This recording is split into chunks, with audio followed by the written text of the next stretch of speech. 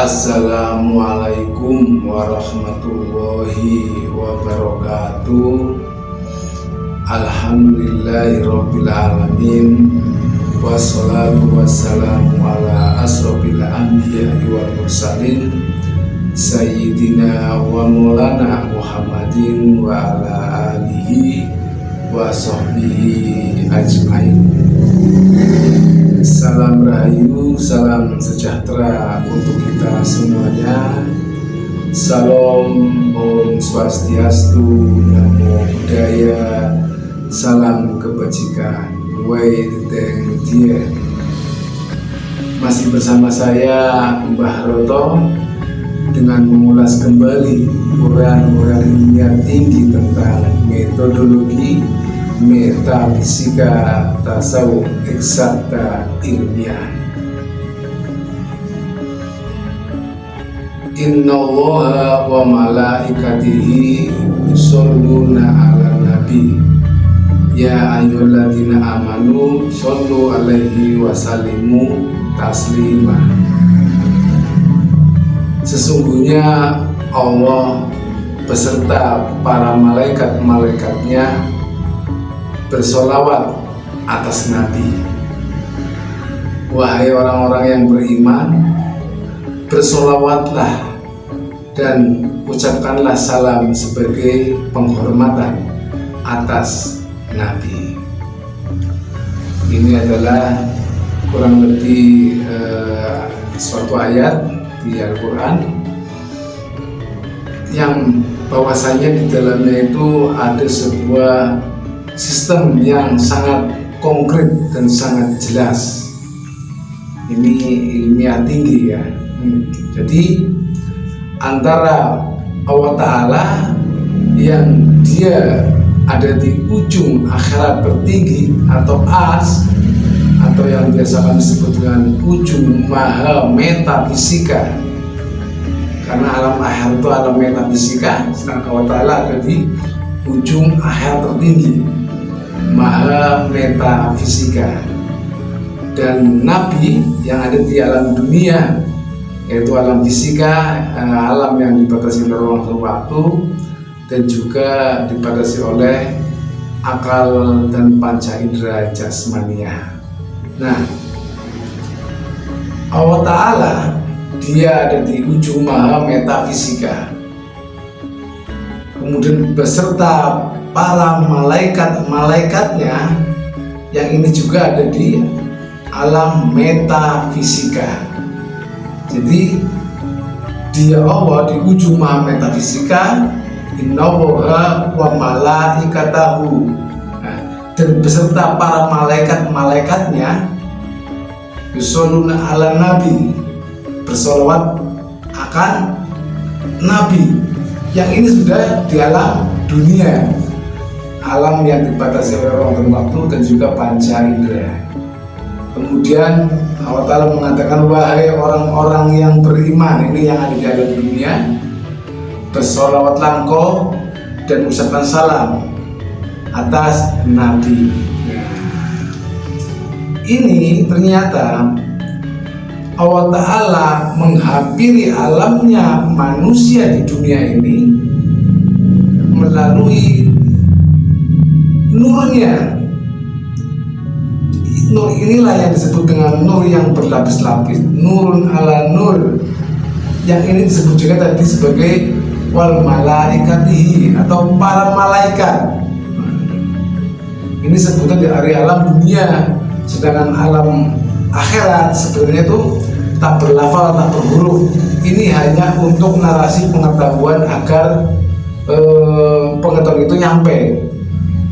Jadi saya ulangi kembali ya. Jadi ilmu hakikat dan ilmu ma'rifat itu tidak ada pelajaran kata-kata, karena di sana di alam hakikat dan alam ma'rifat itu la harfin wala bisun, tak berlafal, tak berhuruf. Ini adalah alam metafisika, apalagi ma'rifat yang ada di ujung arti tinggi, ini maha metafisika. Nah, yang dijelaskan ini adalah ilmunya, yaitu tentang tarekatnya atau teknologinya. Jadi yang bisa dijelaskan menuju alam hakikat atau alam ma'rifat itu adalah melalui ilmu yang disebut dengan metodologi atau tarekat. Jadi sebenarnya di alam hakikat alam ma'rifat itu tidak ada teori. Teorinya dijelaskan melalui sebuah ilmu yang disebut dengan ilmu tarekat atau metodologi. Maka kami ulangi lagi. Jadi Allah Ta'ala dia yang ada di ujung akhirat tertinggi beserta para malaikat-malaikatnya Allah Ta'ala bersolawat atas Nabi yang dia sudah di alam dunia. Allah Ta'ala itu maha mutlak, maka yang turun dari Allah Ta'ala itu pun mutlak, malaikatnya itu pun mutlak, bersama seperti itu. Nah, tetapi masuk ke alam dunia, yang ada di baliknya seorang Nabi. Jadi jika alam akhirat adalah alam yang dipakai oleh ruh, sedangkan alam dunia adalah alam yang dipakai oleh jasmani. Nah, ruh di alam akhirat tidak berwujud karena alam akhirat itu alam metafisika. Tetapi masuk ke alam dunia terkena undang-undang fisika, maka mesti memakai sebuah objek wujud. Nah, makanya Allah Ta'ala selalu menghampiri alamnya manusia memakai nur, dan nur ini ada pada manusia yang membawanya, yang dikehendakinya oleh Allah Ta'ala, yaitu kekasihnya Allah Ta'ala atau tajalinya Allah Ta'ala. Jadi manusia ini, Nabi ini, misalkan ini Nabi Muhammad bin Abdullah itu manusianya, tetapi di baliknya Nabi Muhammad bin Abdullah itu ada nur kerasulan, nah, yang bersumber daripada akan Allah Ta'ala. Jadi antara Allah Ta'ala, malaikat atau nurnya, kemudian menempati pada seorang manusia, Nabi Muhammad bin Abdullah. Jadi ini adalah tiga entitas yang berbeda. Allah Ta'ala yang dia di ujung akhirat tinggi, dan para malaikat atau nurnya itu yang ada di alam akhirat, kemudian menempati sebuah nur, dan nur ini menempati sebuah manusia di alam dunia ini. Makanya yang dilihat di alam dunia adalah wujud manusianya, karena nur memasuki alam dunia mesti terkena undang-undang fisika, maka wujudnya nur di dunia adalah wujudnya menyerupai pembawanya, yaitu nabinya. Maka Nabi Muhammad itu disebut dengan Rasulullah Muhammad. Jadi ini adalah sistemik. Allah Ta'ala menghampiri alamnya manusia selalu memakai nur, dan nur itu ada pada manusia pembawanya, yaitu utusan yang di dunia ini. Kenapa Nabi Muhammad bin Abdullah? Ini adalah sistemik yang tidak bisa dicerai-beraikan, karena nggak mungkin ibaratnya matahari bercerai-berai dengan sinarnya. Jadi di mana di situ ada sinar, di situ pun pasti ada matahari. Nah, seperti itu. Makanya ketika sinar itu tidak ada pun matahari tetap ada, karena ada penghalang. Jadi Allah Ta'ala menghampiri alam manusia lalu memakai sebuah nur, dan nur ini ada pada seorang manusia, utusannya di dunia ini. Ini yang disebut dengan sistem. Nah, dengan begitu manusia di dalam beribadah atau bermunajat menuju Allah Ta'ala pun mesti melalui utusannya. Ya ayyuhalladzina amanu shollu alaihi wasallimu taslima. Nah, wahai orang-orang yang beriman, berselawatlah engkau dan mengucapkan salam atas nabinya. Artinya untuk bisa berhubungan dengan Allah Ta'ala pun mesti melalui nabi. Sebagaimana yang sering kita dengar bahwasanya doa yang sampai ke Allah Ta'ala itu doa yang diawali dengan sholawat dan diakhiri dengan sholawat. Ini adalah sistemik. Karena apa? Kita sebagai manusia umum tidak punya kemampuan untuk bisa berhampir dengan Allah Ta'ala, mesti melalui seorang utusannya atau rasulnya. Sebagaimana sebuah dalil mengatakan, besertalah dengan Allah. Kalau belum bisa beserta dengan Allah, beserta dengan orang yang telah beserta dengan Allah Ta'ala, yaitu utusannya yang ada di dunia ini. Ini antara Allah Ta'ala, nurnya, dan manusia pembawa nurnya, yang biasa kami sebut adalah Alif Lam Mim. Alif adalah gelombang nur Allah, dan Lam adalah gelombang nur malaikat Jibril, dan Mim adalah gelombang nur Muhammad. Ini adalah 3 entitas yang berbeda, tetapi ada di baliknya manusia pembawanya di dunia ini. Ini yang disebut Alif Lam Mim. Dzalikal kitab la raiba fihi. Kitab inilah yang sangat jelas dan terang benderang bagi orang yang mendekatkan diri ke hadirat Allah. Hudalil muttaqin. Nah, orang yang bertakwa itu adalah orang yang telah dipertemukan dengan sang pembawa wasilah. Jadi nggak mungkin orang bisa bertakwa tanpa bertemu dengan sang pembawa wasilah tadi, yang dibaliknya dari Nur Muhammad, yang dibawa oleh Nabi Muhammad. Nah, jadi dzalika kitabul la raiba fihi hudalil muttaqin. Kitab inilah yang sangat terang benderang, tiada sah keraguan di dalamnya bagi orang-orang yang bertakwa atau orang yang mendekatkan diri kepada Allah Ta'ala melalui jalan wasilah, sang pembawa wasilah. Jadi sistem Allah Ta'ala sesentuh itu sangat konkret, dan konkret itu sangat jelas itu ilmiah. Jadi Allah yang maha mutlak mengambil alamnya manusia yang relatif mesti melalui nur yang mutlak. Yang nur ini ada pada manusia pembawanya yang dikehendaki Allah Ta'ala. Jadi menuju Allah Ta'ala mesti menggandeng dengan unsur mutlak. Nah, dan ini pola yang sama terhadap semua agama yang disebut trinitas. Kita Islam menyebutkan Alif Lam Mim, kalau Nasrani menyebutkan dengan Tritunggal, antara Tuhan yang di ujung akhir disebut dengan Allah Bapa, kemudian nurnya yang disebut dengan Roh Kudus menempati wadah seorang manusia di dunia zaman itu disebut dengan Isa atau Yesus. Nah, jadi di baliknya Yesus ada Roh Kudus, yaitu nur yang tersambung antara Yesus dan ujung satunya kepada Allah Bapa. Begitu juga sama dengan Nabi Muhammad, yang ujung satunya kepada Nabi Muhammad, yang ujung satunya kepada Allah Subhanahu wa Ta'ala.